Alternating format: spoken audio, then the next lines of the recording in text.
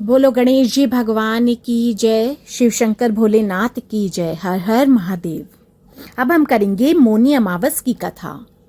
पुराणों के अनुसार कांचीपुरी में एक ब्राह्मण रहता था।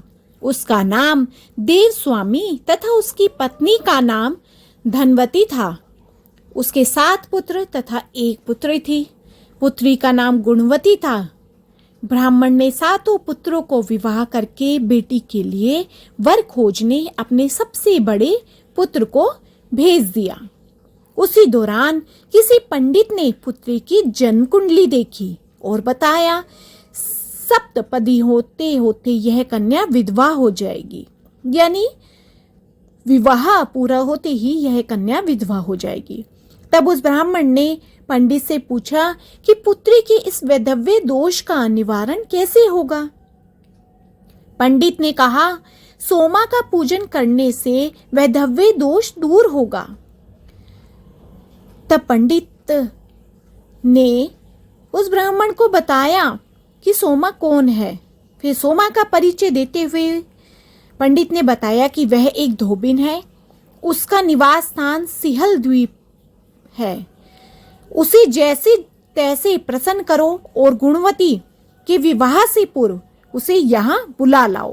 अब देव स्वामी का सबसे छोटा लड़का बहन को अपने साथ लेकर सिहल द्वीप जाने के लिए सागर तट पर चला गया।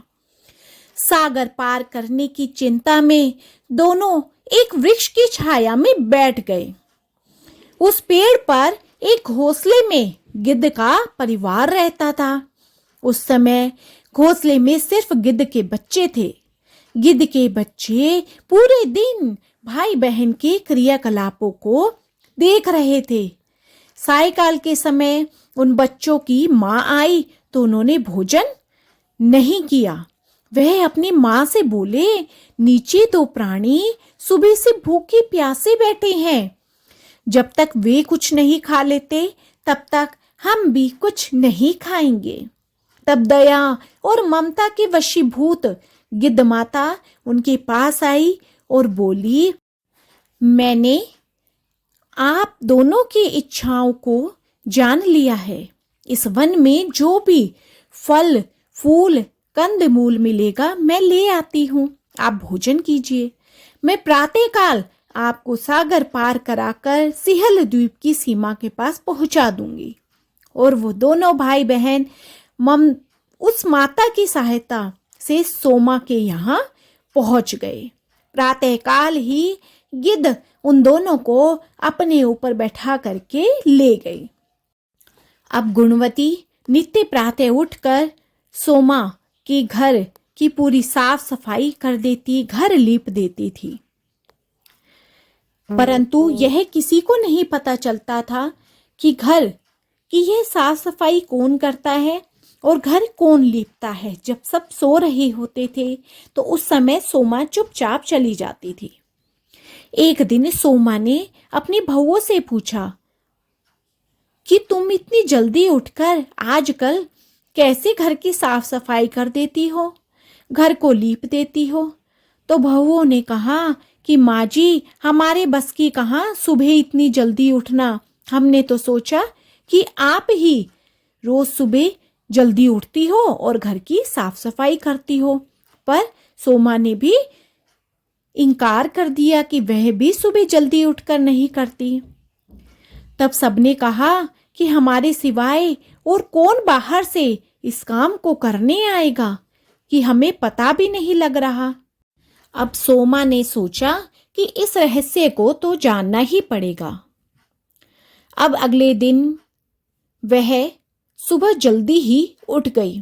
रात को भी वह ढंग से नहीं सो पाई और सब कुछ प्रत्यक्ष देखकर अब वह जान गई।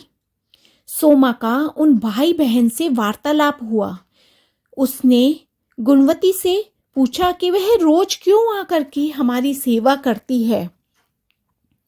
अब गुणवती और उसके भाई दोनों ने अपनी सारी बातें बतला दी। सोमा तो पहले से ही गुणवती से प्रसन्न हो चुकी थी। अब सोमा ने उनकी श्रम साधना तथा सेवा से प्रसन्न होकर उचित समय पर उनके घर पहुंचने का वचन देकर कन्या के वैधव्य दोष निवारण का आश्वासन दे दिया। मगर भाई ने उसे अपने साथ चलने का आग्रह किया। आग्रह करने पर सोमा उनके साथ ही चल दी। चलते चलते सोमा ने बहुओं से कहा कि मेरी अनुपस्थिति में यदि किसी का देहांत हो जाए तो शरीर को नष्ट मत करना, मेरा इंतजार करना। और फिर सोमा उन भाई बहन के साथ कांचीपुरी पहुंच गई।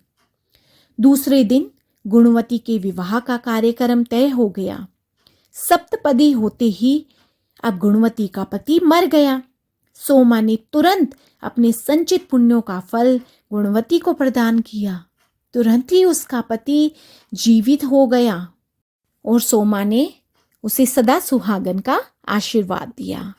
उधर सोमा अब अपने घर के लिए निकल गई। उधर गुणवती को पुण्य फल देने से सोमा के पुत्र जमाता तथा पति की मृत्यु हो गई।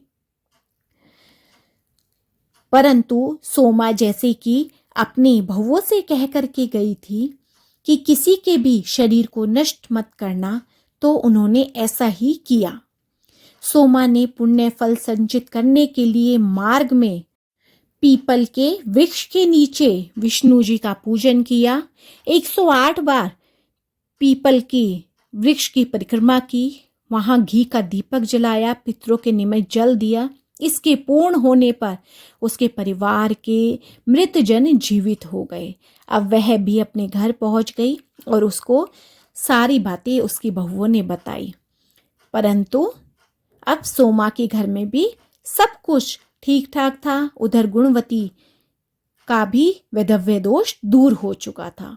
तो निष्काम भाव से सेवा का फल मधुर होता है और इस व्रत का यही लक्ष्य है।